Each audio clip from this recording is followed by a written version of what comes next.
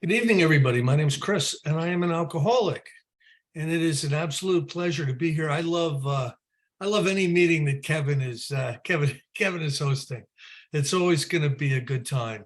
So my job here tonight is to talk about alcoholism, talk about my alcoholism, see if I can share something with a little bit of depth and weight, and identify, be able to identify with some of you, because if you're alcoholic too, there's going to be some things that you're gonna identify with me with. So so I believe very very much in the book Alcoholics Anonymous. I've really done a lot of work with that book, certainly reading it quite a bit, and I know of no other place in any type of literature where the problem of alcoholism is better explained than the big book, and the solution is laid out for alcoholism in the book Alcoholics Anonymous. And you know, when I was out there dying of alcoholism, I really didn't know what was wrong, and I really had the problem wrong. So I understood that I was drinking too much. Upon occasion, I would become overserved, and become a belligerent drunk. That was prone to happen quite often, right? So I kind of identified. First of all, I identified all of you as the problem. Okay. It's bad breaks, it's misunderstandings, it's my family, it's my boss. Oh, she just she doesn't understand. Yeah. And my friends are just not loyal, so for a long, long time, I was pretty convinced that I had just been put in a really bad position, and I was doing the best I could with a bad position. And if you had the type of circumstances that I was prone to, you probably would drink a little bit too. Well, as my alcoholism progressed, and it just, over any considerable period of time, alcoholism gets worse. It doesn't get better. And what that looks like, at least what it looked like on me, was over any considerable period of time, more ounces of alcohol were going in my body every day than, the year before or the month before. And if you drink a lot of alcohol like that, whether you're alcoholic or not, you're going to do drunk stuff. You're going to get in trouble. You're going to pass out a lot. You're going to lose a lot of friends. You're going to disappoint a lot of people. And all that was happening. And only really toward the end, I drank for 20 years, only really in the last several years did I recognize I was in real trouble with alcohol. And when I recognized that was when I tried to stop. I tried to stop drinking. I told myself a lie about this stuff. So this is basically what it would look like. I would come to in the morning, wearing the clothes I had passed out in the night before. I'd stagger to my feet. It'd be a work day. I'd stagger to my feet, go into the bathroom, throw some water on my face. I smoked non-filter cigarettes then, so I have to do a lot of vomiting calisthenics, and then, I'd brush my teeth and go out to my $100 car and go off to my terrible job, just swearing to God, I never want to feel like this again. I am shattered. I am ill in. And I do not want to ever feel like this again. Today, I am going to quit drinking. I am going to quit drinking. Now, here's the funny part of all this. If you would have put a lie detector on me and you would have asked me, "Hey, Chris, are you quitting drinking today?" I would have said, yes, absolutely. And I'd have meant it with every fiber of my being. The needle on the lie detector would go to true, and because I meant it, right? Well, what would happen is I'd get about half a sandwich down at lunchtime. I'd rehydrate. Quitting time is 4:30. About 3:00, I'd start to think, that decision to never ever drink again. That might be an overreaction to this whole thing. Yeah, I might have to modify this not ever drinking again thing, right? And by 4:30, I would have modified it to going straight to the liquor store to start the whole cycle over again. Buy another quart of vodka, buy another quart of bourbon. And I was caught in this. And here's the lie I told myself. And I know I'm not alone in this. The lie I told myself is, I changed my mind. I changed my mind and I got drunk. Now, what I know about alcoholism today is that's the big lie. That's the alcoholic's big lie, because we don't have a mind to change. We don't have a plug for the jug if we're an alcoholic. We are powerless over putting alcohol back in our body. It doesn't matter if we don't want to. It doesn't matter what the consequences are. It doesn't matter if we're going back to jail. It doesn't matter if she's going to leave. None of that stuff matters. Alcohol goes back in our body if we're alcoholic on our own unaided will. That's what alcoholism is. So I only learned that from the book Alcoholics Anonymous. So this whole time, I'm taking credit for being sober, and I'm taking credit for getting drunk, and I have no credit. You know what I'm saying? So what alcoholism is it's an inability to bring into the consciousness the suffering and humiliation of a week or a month ago. I am without defense against the first drink. And until I realized that, I did not know what I was up against. I thought my first exposure to Alcoholics Anonymous, you know what I thought? I thought that AA was just like a big pep rally. We would come in and it'd be, yay, yay, we don't drink today, and we first things first, and we upside down think, and we keep it simple, and we hold hands and say the Lord's Prayer, and then we break, like a football huddle. And, the next day we tell you, I'll see you at the Looney Nooney tomorrow. All right. Stay enthused about this not drinking stuff. Keep it green, this not drinking stuff.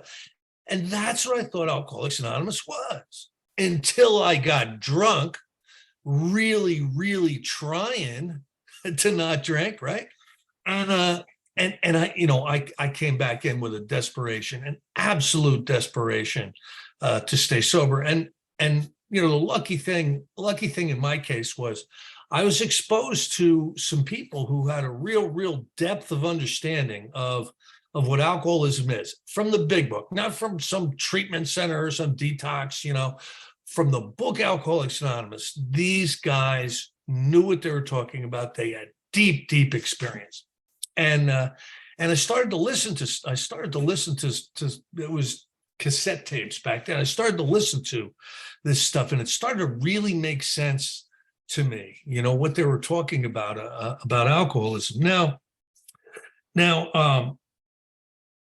what I believe today with alcoholism, what I believe today is I have an inability to stay separated from alcohol on my own in an unrecovered state. I have no ability to control it when it goes into my body. And there's a dash, and that dash is related to the unmanageability of my life. And for a long time, that confused me. But there's information in the book Alcoholics Anonymous that talks very, very specifically about unmanageability and what do I suffer from with unmanageability. And there's a great number of pages, I believe it's from page 60 to 64, that talks about the depth of my real problem and why my life is unmanageable. And in this material, it talks about selfishness and self-centeredness is the root of my trouble. Now, all of this, I had to come to terms with all of this stuff after I'd been in Alcoholics Anonymous. None of this was like flipping a light switch. I mean, I had to become convinced of this stuff through inventory and through good sponsorship and, going to a million meetings. I finally started to believe that this was true. Selfishness and self-centeredness is the root of my trouble. Underneath all of the drinking, what I believe alcoholism is it's a toxic experience of self-consciousness. I am more self-conscious than the knucklehead next door, or the other people in my third grade class, or whatever. I am toxically self-conscious. Now, what does that look like? What does that look like? As I'm growing up, I'm uncomfortable. 90% of the time, I'm uncomfortable with myself, and I'm uncomfortable with my environment. I've got a ton of self-centered fear. And I'm sensitive. I'm sensitive to the injustices of the world. Okay. I pick up on those injustices. Maybe most scuttlefish don't, but I'm burdened with a mind, so I pick up on the injustices of the world, and I develop resentments. And I start to form opinions and prejudices and all this stuff. And all this stuff revolves around this self-consciousness. And really what the pain in my soul and the pain in my spirit is this self-consciousness. And what it looks like is I'm burdened with resentments that have to do with the past. Okay, I can't believe that guy did that, and it's what I should have done. What I should have done. The guy did it 10 years ago. This guy, so I'm like hanging on to this stuff for decades. This unresolved, anger, and if you do something or you say something, immediately I am reflecting that on how that affects me. You attacked me. You made me look bad. You're trying to make me look foolish. And so this experience of self-consciousness puts me out there in the world, and I get banged up. You know what I mean? Like Forrest Gump doesn't get banged up. He doesn't have that sense of self-consciousness. Yeah, I'm like burdened with this stuff. You know what I mean? And that has a lot to do with resentment and self-centered fear and depression and stuff like that. Okay, anxiety. If I'm not burdened with that stuff, I have the self-centered fear and the anxiety of the future. I'm always worried about what's going to happen. I suffer from things that aren't happening. That comes from like a toxic sense of self-consciousness. And what does that look like? It looks like this. Oh man, I'm gonna have to go to work tomorrow, and I screwed something up, and I know my boss is gonna have words with me, and when the boss has words, I'm gonna have words back. We're getting in an argument. I'm gonna have to hit him, and if I hit him, he's gonna fire me. And if I'm fired, I got no job. I won't be able to get unemployment. I won't have any money. I won't get. So that kind of stuff is going through my head constantly. Now, living with the trauma of that self-consciousness, what happened was I learned to pour alcohol on that stuff to quiet that crap, right? And to have a little bit of anesthesia away from that stuff.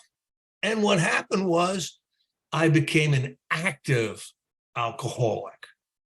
And I am caught up in this stuff at an incredibly deep level. And if I don't engage in a recovery program, I might stay sober.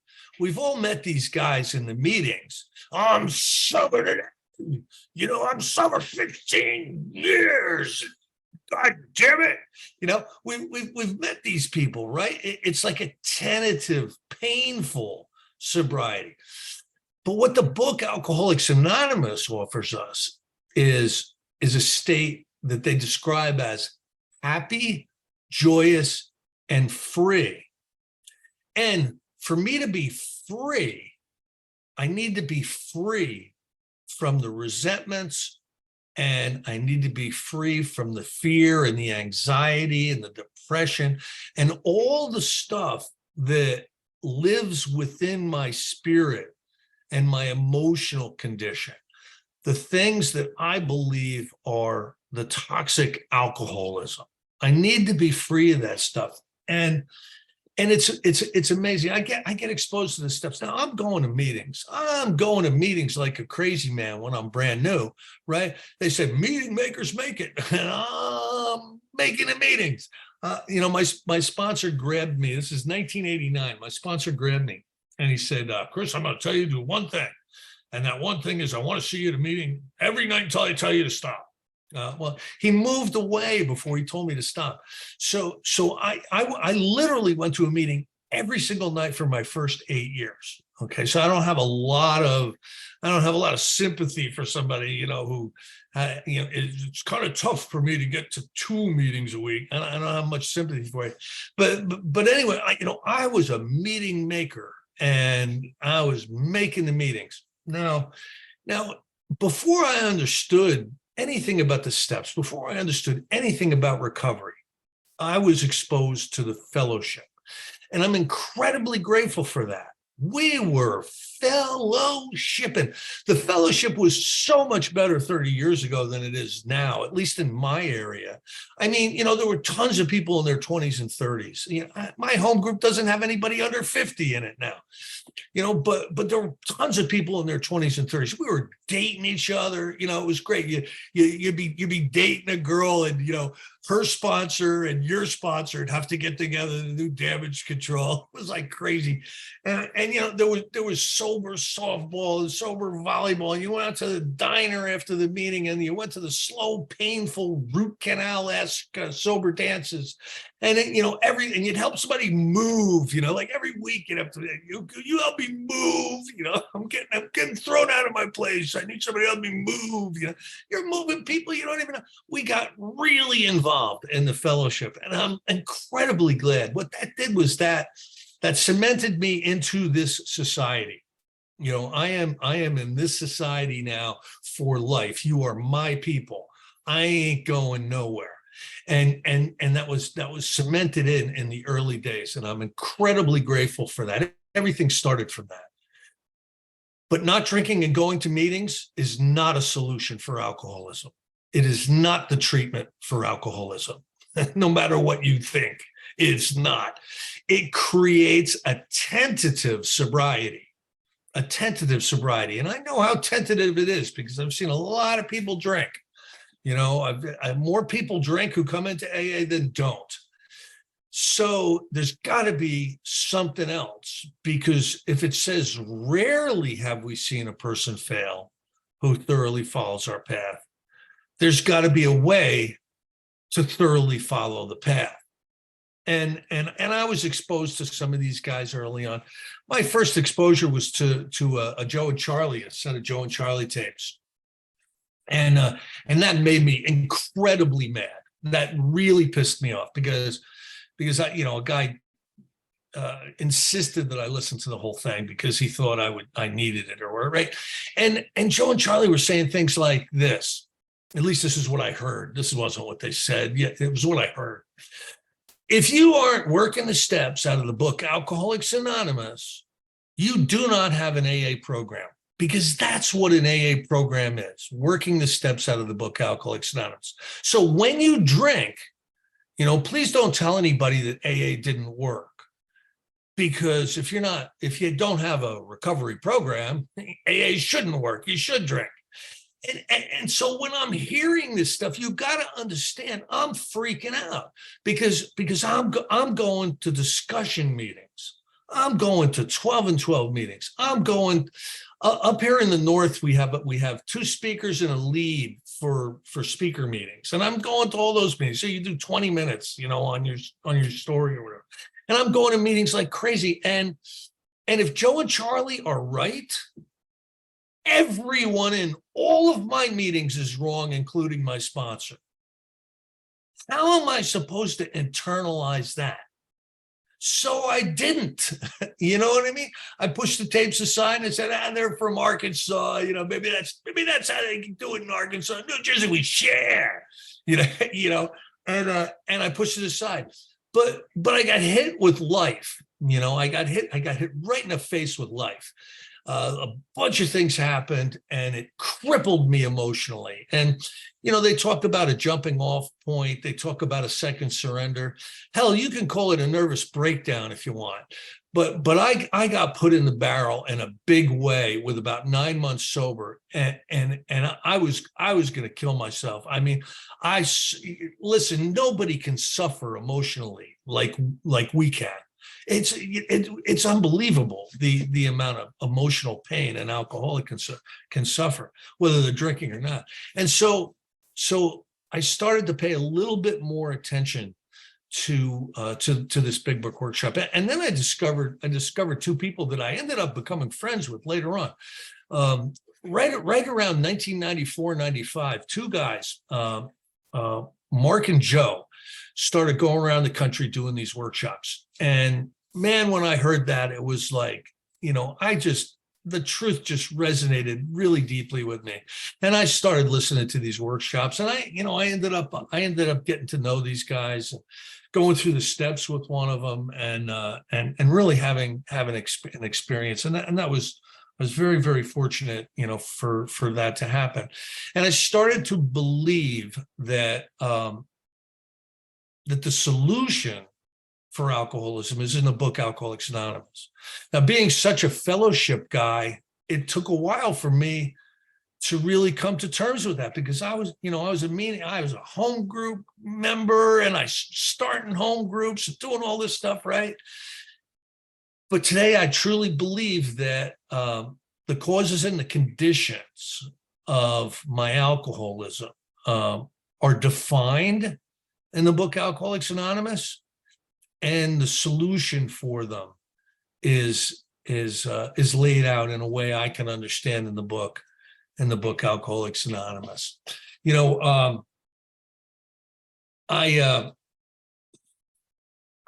going to tell you a couple of stories here that have a little bit to do with my alcoholism. So when I showed up at AA,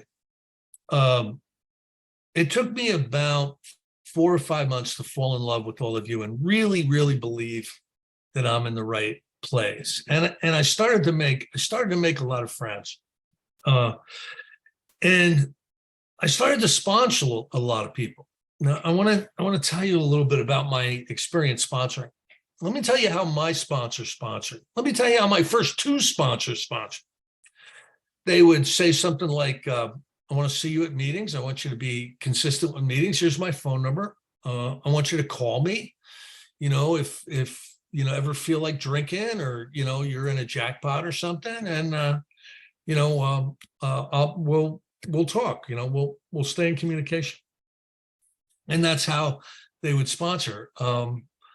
Sometimes I would get instructions from them, like go to meeting every night. But for the most part, it was almost like a big brother kind of a thing, where so just kind of keep an eye on you. Now, I get exposed to these steps, and I start working them because of the nervous breakdown I had kind of pushed me into paying attention to the steps. And I actually started to do the steps, on my own, listening to some of these workshops with the Big Book open. And I found that I started to heal. My spirit started to heal. So when I showed up to all of you, I was broken. My spirit was broken. Listen, whether I liked it or not, whether I meant it or not, whether I had any power over it or not, I let everybody down. I broke all my promises. All my relationships would end badly. All my jobs would end badly. The quality of my life was constantly getting worse. It was not getting better. And if you experience that for decades, what'll happen is your self-esteem will be crushed, your sense of self-worth, where you think you fit into the world, what type of a person you think you are. It's all affected, and it crushes our spirit.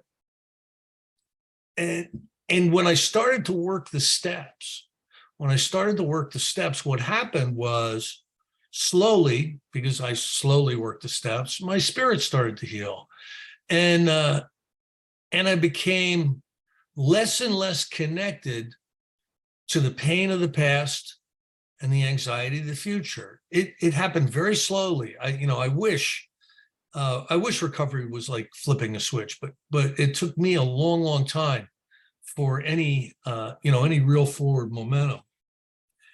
And I was sponsoring people in the first years, and I was sponsoring people the way I was sponsored.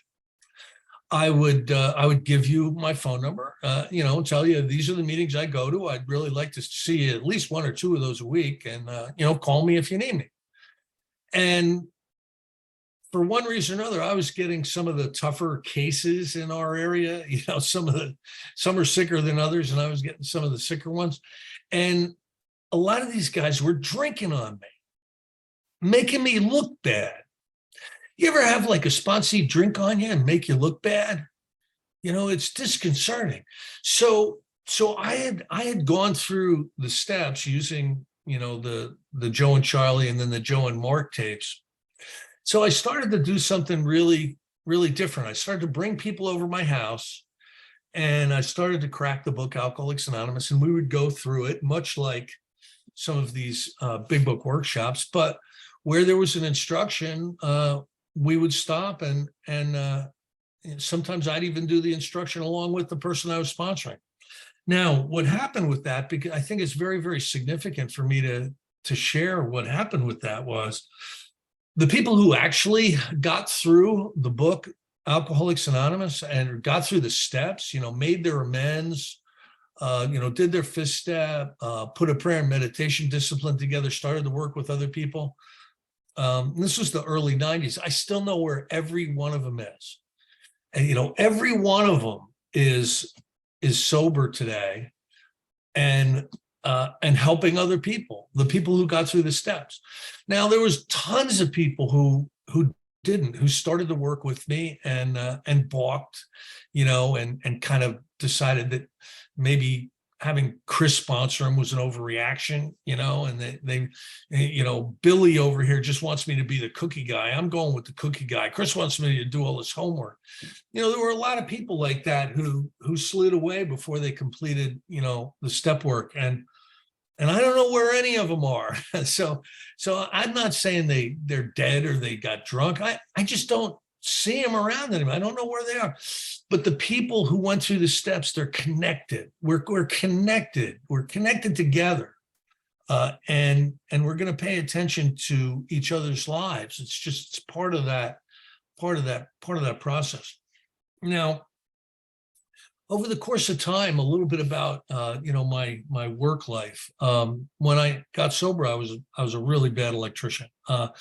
I was a kind of electrician where I just wanted my paycheck. I didn't want to know anything about codes or, proper wiring techniques or whatever. I'm just going to wing it, and I was blowing a lot of stuff up. It was a mess. So I went from like that guy to you all inspired me. The step work changed me. I started to do things like go early, stay late, ask if there's anything else I can do. I started to give people a dime for their nickel. It was part of the spiritual expression of my life. It came kind of organically. And I started to tell the truth. And I started to do one thing that was really important. I would tell you what I was going to do, and then I did what I told you I was going to do. Now, if you work in construction, that's like finding a unicorn, finding somebody like that. Yeah, you know what I mean? So I started to get promoted a lot. And I went from a bad electrician to running pharmaceutical research and development and manufacturing sites. I have no idea. Yeah, and I wasn't trying to improve my career. It's just it was like an organic flow of the next thing on my plate. Now, when COVID hit, I retired. Right, I retired, and I got to be honest with you. There's I'm very, very busy with recovery stuff. I'm all over the planet doing this, that, or the other thing. You gotta understand. I really do put a lot of work into this stuff. But there's something that I like to do more than anything else in the world. And you want to know what that is? Nothing. I love doing. Yeah, you ever do like nothing? You ever like just sit on the couch and stare into space for like a half an hour? I love it. And this one day I was sitting there doing nothing, and my wife walks in and she goes, "What are you doing?" I go, "Nothing." And she goes, "Nothing. There's 65 things you could be doing right now." So I started to get the idea that I'm able-bodied. Okay, yeah, I'm a retirement age, right? But I got some horsepower left, and I'm able-bodied. So what I think I'm going to do is I think I'm going to look around for a job, and right down the street I found this facility management job, and compared to what I used to do, it's like a pokey little puppy job. You know what I mean?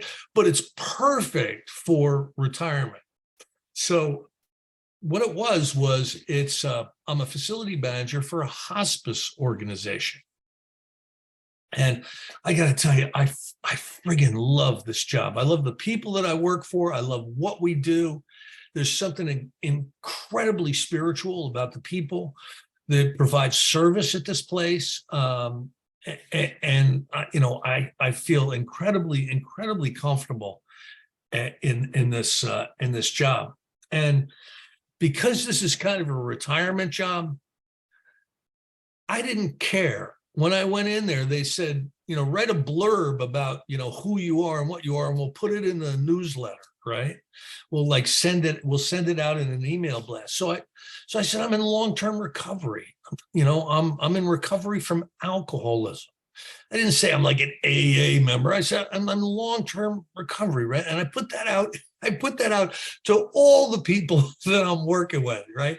Just because I don't care anymore. There was a period of time where I worried that somebody would find out I'm an alcoholic. I'm way past that point now. So I let everybody know, I was in recovery, and almost immediately somebody came to me, with a problem with their kid. And we navigated the person to one of the local treatment centers, and now this individual's over a year sober and wants to work at the treatment center. Right? It was a kind of a real success story. But I want to tell you about a story that just happened now. Now, each of us has our own experiences with the miracles of AA. I guarantee you, if you're on this Zoom, you've seen some of the miracles of AA, and we each have different ones. I want to tell you about one of mine in the last month. Okay, now my office is in the inpatient unit of this hospice center, and believe it or not, folks, we show up there. Okay, sometimes sober, sometimes not. But we're easy to spot. Liver cancer, lung cancer, esophageal cancer, right? We're not that hard to spot. And about a month ago, 3 of us were in. So out of 10 people in this inpatient, 3 of them are alcoholic. And I'm going around, I'm talking to these people because they let me do that. And I tell them, I'm in recovery, and I try to be helpful. And one of them was 40 years sober, and just the most grateful hospice person you've ever seen in your life. And another one had relapsed. And this individual relapsed and ended up with really severe cirrhosis of the liver. And when they showed up to us, it was close to, listen, people go to this place, guess what, to pass into the next room. And that's what this individual did. Came there, to be in a nice place where symptoms will be managed, where it's time to go. And I remember I went in there and I started talking to him, and incredible amounts of shame because of this horrific relapse. It was like a month-long relapse that blew out their liver, right? It must have been awful. But just the shame coming off of them, right? And the disappointment, the depression. And I went in there and I was probably the first person to tell them that this wasn't their fault. Like this is not your fault. Alcoholism is an illness. And unless we get the opportunity to understand what it is and the opportunity to apply a recovery program, we're powerless. There's nothing we can do. It's not our fault, and I guarantee I was the first person in their life telling them at that point it was not their fault. Everybody was telling them it was their fault, right? So I started to develop a little bit of a relationship with this person. I said, hey, I got a home group down the street. These two, the two, one of them had died, and the two women that were still alive. I said, look, I got a home group right down the street. How about if I ask some of the women to come down and do a meeting here in the hospice? And they both said, oh, okay, that'd be all right. So I've got a good enough relationship with the people that run the company that, okay, Chris, whatever you want, And so I broached this at the home group. I go, I need women. And they're looking at me. I said, here's the deal. I need you women to come down to the hospice and take a meeting to two of the people that are in there. Now, understand, that doesn't sound very appetizing, like, why? You know what I mean? But they liked me enough to do it. So 5 women from my home group came down and did a meeting with these 2 people. Now, the person with 40 years was just, it was like a normal meeting for her. It just made her happy. The person that was coming off the relapse that went there to pass, there was a shift. That day, there was a shift. And she started to fight. Right? And as this was about 3 weeks ago, and the women are listen, the women who thought it was going to be kind of an ugly, type of an experience, all came to me and said, that is the most significant experience I've ever had in Alcoholics Anonymous, bringing a meeting into there. Can we come back? I got her phone number. I'm going to talk to, they were blown away by this commitment. And this woman started to fight, and we're paying a lot of attention to what's going on there. And last week she was on a Zoom call with the medical team that were, that know the most about her liver. And she's really been hoping to get on the liver transplant list, since the girls showed up with the first AA meeting. And that's what she was working toward. And the doctor said we're not going to put you on the liver transplant list. Why? Because you're getting better. We don't understand it, but you're getting better. Now, what are the chances? Do you know what the odds are to go to an inpatient hospice and get better are? So I am telling you that it was the women in this home group and the love of God and the power of AA. And I got to see it one more time in my life. I've got to see just what the hell goes on, in the power of God. Here's some of the promises. Here's some of the promises that we get. if we work a program of recovery. And these aren't promises that come from attending closed-minded discussion meetings. These are promises that come from actually applying the 12 steps. The most satisfactory years of your existence will lie ahead of you. That's one of the promises. No matter what your present circumstances are, you will live in a new and wonderful world. So our circumstances, we can go broke, we can have loved ones die, we can get fired, there's all kinds of stuff, circumstances that can happen in our life. But if we're solidly in recovery, we will be in that new and wonderful world. And that's a promise. That's a promise from Alcoholics Anonymous. One of the promises is you're not gonna fear the past. You're not going to fear the future. You are not going to fear the hereafter. That's one of the promises. Do you know what that means? That means you are not going to fear your own death. That's what it means. Do you know how valuable something like that is? To not have to suffer over something that's not happening right now. You know what I mean? So I could go on and on. I could spend the rest of the 2 hours Kevin wants me to speak, going over promises, but these are to be experienced. I think the first thing that happens when we're encouraged by the book Alcoholics Anonymous is we start to read it, and we start to study it, and we start to learn it.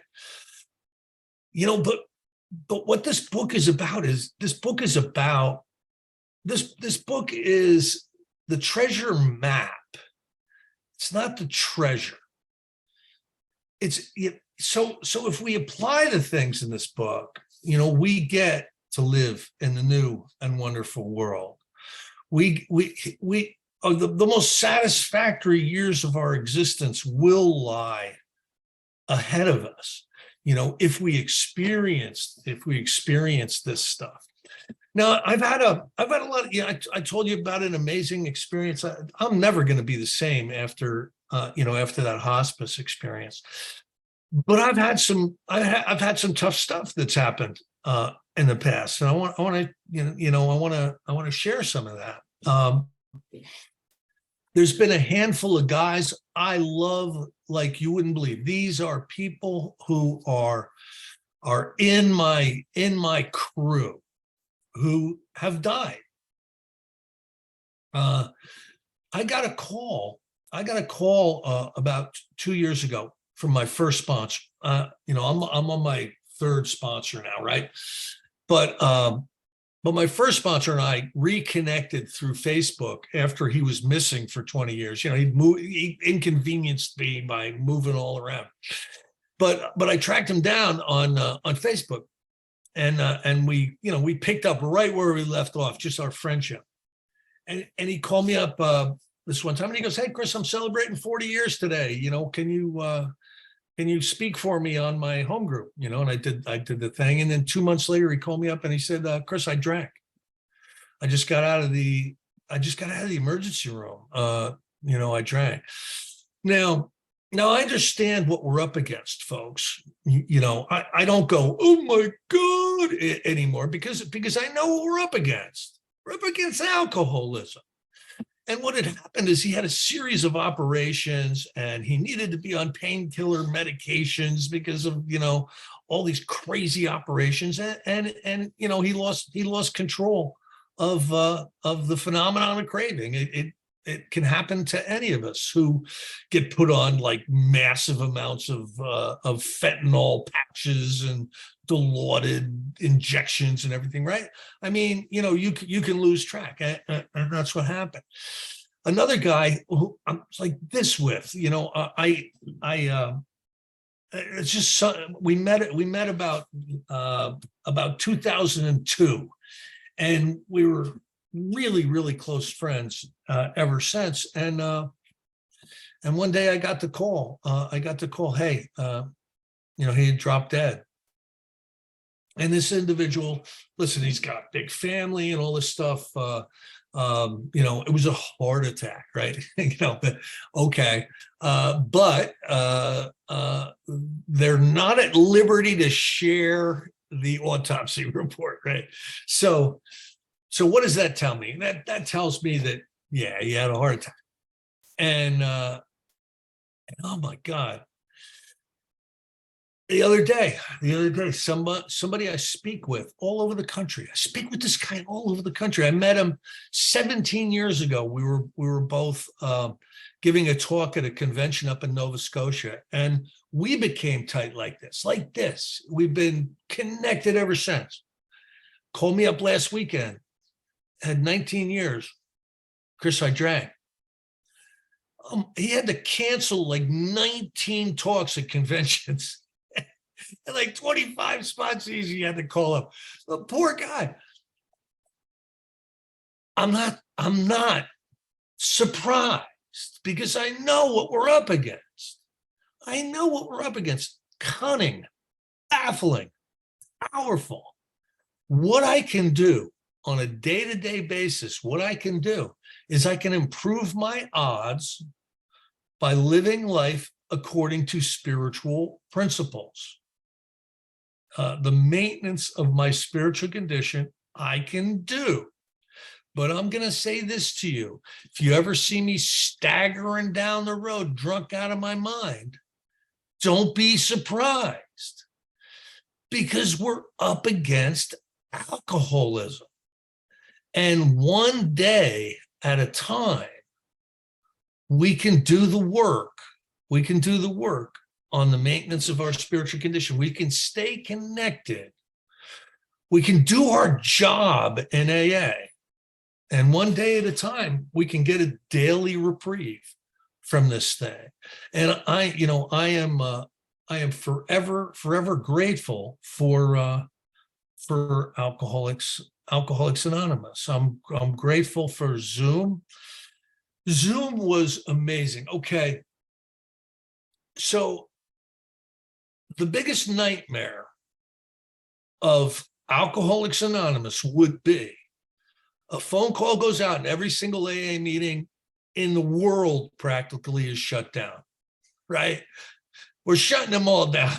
The church up here in the Northeast, we're in church basements. That's where all of our meetings are. Well, the churches aren't, the churches can't have their congregations, so they're not going to have AA. So sorry.